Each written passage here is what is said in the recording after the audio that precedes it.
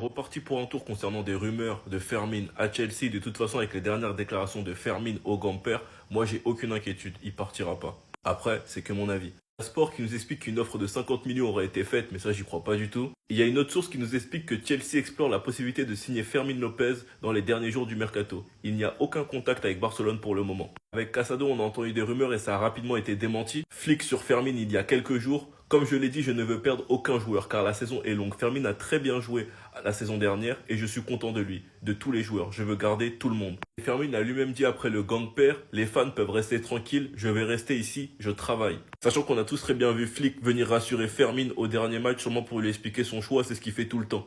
Car Fermin n'a pas joué. On sait tous très bien à quel point Fermin est important pour Flick. Il s'était déjà opposé à son départ. Plusieurs clubs montreront forcément de l'intérêt envers certains joueurs du Barça, car ils ont vu la situation et que peut-être certains joueurs veulent plus de minutes. Mais personnellement, concernant Fermin, je n'y crois pas, il bougera pas, ça a déjà été confirmé par Flick et par Fermin lui-même. Enfin bref, sinon vous les gars, vous en pensez quoi? Ramenez sur cet impatient, on s'ennuie. L'équipe que l'Espagne va avoir durant la Coupe du Monde, les gars, ça fait peur. Vous me les surveillez ceux-là. Sachant qu'il pourrait y avoir un grand retour et des nouveaux convoqués, les gars, ça fait peur. Carreras, Hussein qui a déjà été convoqué. Il est déjà trop fort avec le Real. En Ligue des Nations, il était trop fort avec l'Espagne. Il pourrait être associé à Koubarsi, bon, qui est pas trop en forme. Le Normand, peut-être Asensio reste à voir. Et en plus de Cucurella, qui est l'un des meilleurs en première ligue, plus Grimaldo derrière. Il y a aussi Baldé, mais bon, il n'a pas été appelé l'année dernière. Carreras, les gars, il est trop fort. Et lui aussi, c'est un joueur qui pourrait peut-être être appelé.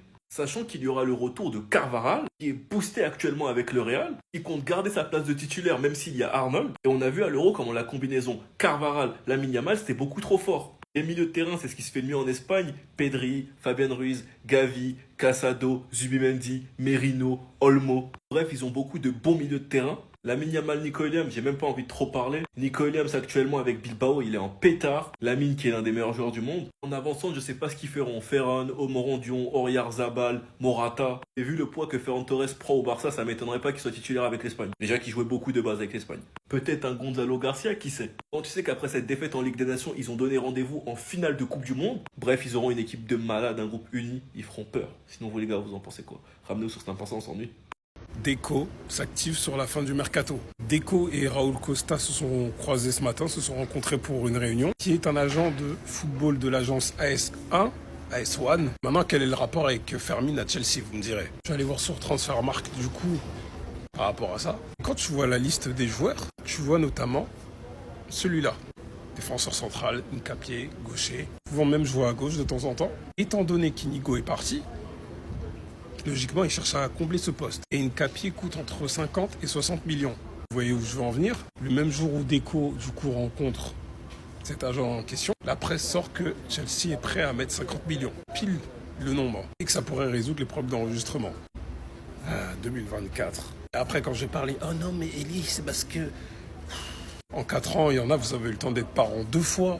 Vous avez eu le temps de passer le bac, de finir votre lycée, d'aller à l'université, de finir votre diplôme, tout.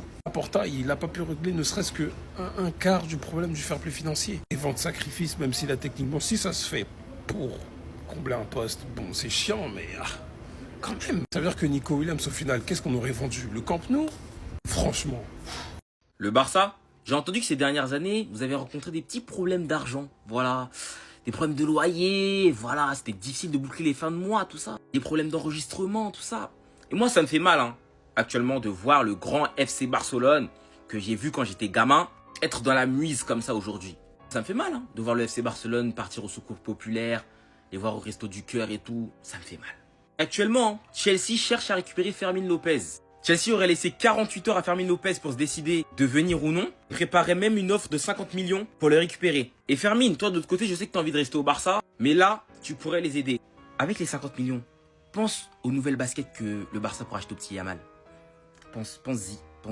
Pense aux nouveaux manteaux qu'ils pourront acheter à Robert Lewandowski pour l'hiver. Il se fait vieux le vieux Lewandowski. Tu trouves pas? Avec ce transfert, tu pourrais aider ton club. Masquer club, non? T'as vu Piqué ce qu'il a fait, non? Les retards de loyer, il les a laissés passer. Parce que lui, il aimait vraiment le FC Barcelone. Si toi, t'aimes vraiment le FC Barcelone, tu quittes le FC Barcelone et tu les laisses empocher les 50 millions. T'as entendu, Fermin?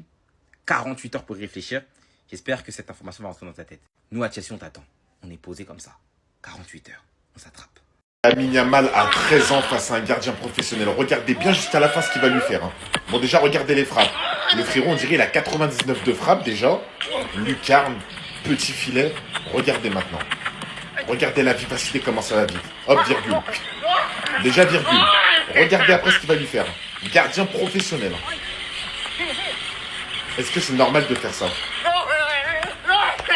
Vous pouvez me dire tout ce que vous voulez. Hein. Faire ça à 13 ans à un gardien professionnel, je crois que t'as mal entendu, à 13 ans, 13 piges, c'est n'importe quoi. Ce gamin, c'est le futur du football. Non, en fait, je comprends mieux pourquoi Xavi, il l'a lancé à 15 ans avec les pros. En fait, là, tu le vois à l'entraînement à 13 ans, mais tu comprends direct, en fait, qu'il va être au-dessus du lot. Tu le surclasses directement. C'est en voyant des vidéos comme ça que ça nous confirme que Yamal à 17 ans, le niveau qu'il a là, c'est tout à fait normal en fait. Je vous jure que je pense que des talents comme ça se retrouve une fois par génération. Il y a eu Maradona, il y a eu Ronaldinho, il y a eu Messi, il y a eu Neymar, maintenant il y a Yamal. Et là en fait, on est en train de le voir petit à petit. Le vrai talent de cette génération, c'est pas Erling Haaland, c'est pas Vini, c'est pas Mbappé, c'est pas je sais pas qui, non.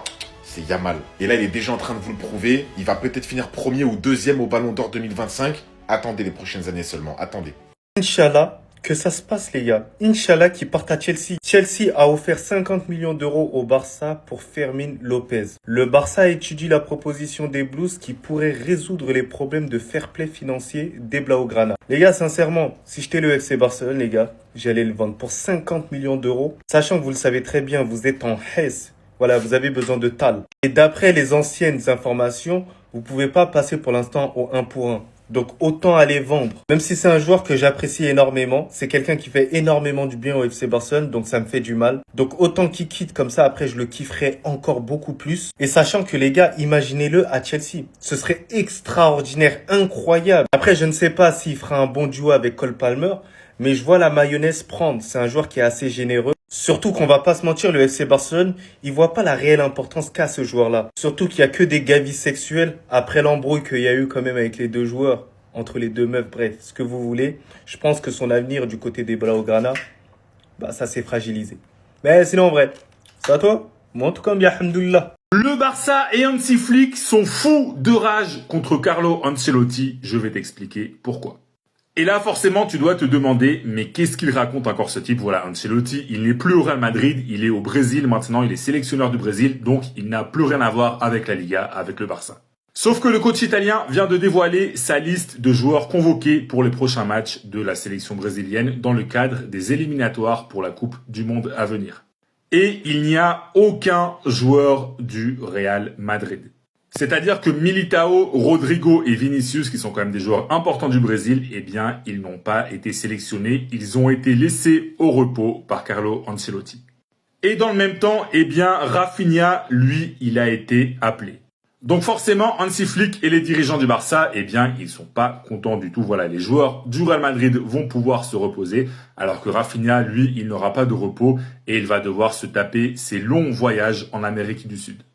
Donc voilà, je vous mets la source de ce que je raconte, l'article de Foot Mercato. Le FC Barcelone est furieux contre Carlo Ancelotti, qui, pour le Barça en tout cas, a clairement fait un traitement de faveur au Real Madrid. On peut le dire, Carlo Ancelotti, il a rendu service à son ancien club, clairement. Et c'est vrai que personnellement, je comprends quand même le Barça. Voilà, c'est un peu discutable ce qu'il a fait Carlo Ancelotti, sachant que Rodrigo et Vinicius et Militao sont pas des joueurs qui reviennent de blessure. Voilà, ce sont des joueurs qui sont dans le même état de forme que Rafinha. Donc franchement, il n'y a pas vraiment d'excuses valables selon moi. Et d'ailleurs, si toi t'es fan du Barça ou même du Real Madrid, d'ailleurs, dis-moi dans les commentaires qu'est-ce que tu penses de ce qu'a fait Carlo Ancelotti. Voilà, est-ce que tu penses qu'il a raison d'aider le Real Madrid ou est-ce que tu penses qu'il a tort? Dis-moi tout en commentaire et si tu veux être au courant de toute l'actu du Barça, je t'invite à t'abonner. Oh, les gars, Alex Padilla qui a des dossiers sur Lamine Yamal qui pourrait mettre fin à sa carrière et elle est à deux doigts de le révéler les gars parce qu'ils arrêtent pas de spammer Nicky Nicole. Écoutez. Dejar de poner ese nombre, sinceramente no. Lo puedes quitar, cuidado esto. Quítalo, está bien, David, no para. Si yo hablara. A ver. Si yo hablara, el mundo se cae. Se cae el mundo. Pero a veces es mejor mantener la boquita cerradita. Nunca es infiel. Donc là, t'es en train de me dire, dans le plus grand des calmes, les gars, Alex Padilla, en live ce matin même, elle a réagi au fait que tout le monde dans le chat, les gars, il spammait Nicky Nicole, et qui est la nouvelle meuf de Lamine Yamal. pour lui foutre la haine. Et regardez ce qu'elle a répondu. Arrêtez de mettre ce nom. Si je parlais, le monde de Yamal s'écroule, le monde tomberait. Et je pense que vous avez très bien entendu, les gars, le ton condescendant et moqueur qu'elle a employé. Parce qu'elle connaît des vérités, les gars, on sait pas. Mais parle, Alex Padilla, nous on veut savoir. Moi, je n'ai jamais été l'infidèle dans notre couple. Alex Padilla qui vient de dire haut et fort, les gars, que Lamine Yamal, c'est le P. Diddy qui pense être. C'est le disciple de Lamine Yamal. Mais est-ce qu'on va s'en plaindre? Non, les gars, il est jeune, il est inconscient, c'est normal. Non, c'est non. J'ai besoin de le redire? C'est non. Chelsea a offert 50 millions d'euros au Barça pour Fermín Lopez. Le Barça étudie la proposition des Blues qui pourrait résoudre les problèmes de fair play financier. C'est non. Vous n'aurez pas Fermín, c'est non. Tonton Flick avait pourtant été clair, je sais pas pourquoi vous persistez. Comme je l'ai dit, je ne veux perdre aucun joueur car la saison est longue. Fermín a très bien joué la saison dernière et je suis content de lui et de tous les joueurs. Je veux garder tout le monde. Dans je veux garder tout le monde, il inclut Fermín Lopez. Donc arrêtez avec vos offres, vous commencez à nous faire peur là. Et le club, vous n'avez pas intérêt à accepter l'offre malgré le veto de Flick. Parce que vous avez refusé des offres pour ce branquignol. Vous avez refusé. En mode on doit garder nos joueurs, on garde Araujo. Si vous préférez garder Araujo que garder Fermín, la vérité ça va barder. Il ne faut pas vendre notre meilleur numéro 10. Alès techniquement frappe de ouf, il se la donne sur le terrain. Il est supporter du club avant d'être joueur. Il va donner sa vie pour le FC Barcelone. Ce n'est pas le genre de joueur qu'on doit vendre. Fermín Lopez, crack de la Masia qui peut tout donner pour le club. Ce n'est pas le genre de joueur qu'on doit vendre. Même si on a des problèmes financiers, vous avez qu'à les régler autrement. J'en ai rien à faire. Donc Chelsea, gardez vos offres s'il vous plaît. Et le Barça, si vous acceptez, je ne comprends rien à votre DA. Parce que refuser des offres pour Araujo pour accepter 50 millions pour Fermín Lopez, la vérité, je comprendrai jamais de ma vie. Donc vous avez intérêt à écouter tonton Flick et à pas accepter l'offre. À cause des problèmes financiers, je ne reconnais plus mon club. Ce matin, on apprend que Chelsea voudrait faire une offre pour Fermín Lopez. On n'a pas pour le moment la position officielle du club, mais apparemment la vente d'un joueur comme Fermín pourrait permettre au club de résoudre ses problèmes de fair play financier. Et ça me déçoit. Ça me déçoit. Parce que le Barça n'a jamais été ce genre de club à former ses jeunes de l'académie pour ensuite les vendre comme de la pacotille. Jamais. Le Barça, ça a toujours été cette équipe-là qui forme ses jeunes à la Masia pour ensuite venir aider l'équipe première. Et c'est ça qui fait notre fierté, voir des jeunes de l'académie qui ont été formés depuis petits briller en équipe première. Ça a toujours été la fierté d'un Barcelonais. On a vu des Xavi, on a vu des Iniesta, on a vu des Busquets, on a vu des Messi. On a toujours été ce club-là qui priorise la formation à domicile pour faire monter maintenant en grade ses joueurs. On a vu Lamine Yamal. Après l'éclosion de Lamine Yamal, on a vu Koubarsi, on a vu Casado, on a vu Fermín. Fermín même qui lui était en 3e division et si ce n'était pas à cause de Xavi, il allait rester là-bas. Mais le gars il est venu, il s'est battu, il a obtenu sa place à la régulière. Même Hansi Flick a dit que lui il ne veut pas que Fermín parte. Il a eu des offres de Manchester United, il a eu des offres d'autres équipes de Première Ligue, il a refusé. Parce que pour moi, et je pense que pour Flick aussi, il est intouchable. Surtout que quand on voit la concurrence au poste de numéro 10, c'est Dani Omelette. Oui, il est talentueux, mais vous savez son cas. Vous savez à quel point il se blesse. Pour le moment, il n'y a pas eu de contact direct entre Chelsea et le Barça. Mais Chelsea a contacté l'entourage de Fermín. Et apparemment, pour une somme de plus de 50 millions, le Barça serait prêt à le laisser partir. Et ça, je trouve que c'est pas bien. Je trouve que ça va à l'encontre de l'esprit du Barça. D'abord, ça a commencé avec Casado et là, maintenant, c'est Fermín. Depuis combien d'années Bartomeu a laissé le Barça dans cette situation pitoyable? On a compté sur la Porta pour redresser les choses. Mais ça prend toujours autant de temps. On est obligé de raccommoder pour pouvoir inscrire des joueurs. On a tellement de limites financières. Et là, maintenant, on est obligé de toucher aux jeunes de la Masia pour pouvoir s'en sortir. Franchement, c'est une honte. C'est une honte. J'espère de tout mon cœur que Fermín va rester parce que pour moi, il est intouchable. Et si en plus du départ d'Inigo Martinez, on doit aussi toucher à Fermín, je pense que inconsciemment, la direction est en train de mettre les bâtons dans les roues à Hansi Flick. Et si on veut refaire la même saison ou voire plus que celle de la saison dernière, on ne peut pas se permettre de faire ce genre de choses. Fiscal Barça quand même. Dites-moi ce que vous en pensez.